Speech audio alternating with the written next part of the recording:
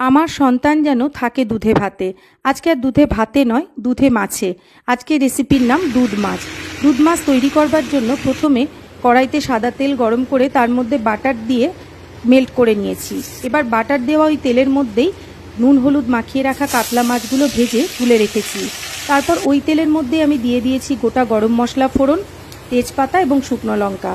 তারপর ওর মধ্যে আমি দিয়েছি দুটো বেটে রাখা পেঁয়াজ, আদা বাটা, শুকনো লঙ্কার গুঁড়ো এবং গোলমরিচের গুঁড়ো। এই সব কিছু দিয়ে আমি ভালো করে মশলাটাকে কষে নিয়েছি। মশলা থেকে তেল ছাড়া শুরু হলে তার মধ্যে আমি 400 গ্রাম মতো দুধ ব্যবহার করেছি। দুধ যখন ফুটে উঠবে তার মধ্যে আমি গ্রেভিটা ঘন করার জন্য আরও 2 চামচ মতো গুঁড়ো দুধ ব্যবহার করব। এরপর এর মধ্যে আমি স্বাদ অনুসারে দিয়ে দেব লবণ এবং চিনি, এবং শেষে ঝোল যখন একদম ফুটে উঠেছে তখন এর মধ্যে দিয়ে দেব ভেজে রাখা কাতলা মাছ। ব্যাস তৈরি হয়ে গেল আমার দুধ মাছ। বাড়িতে অবশ্যই ট্রাই করবেন।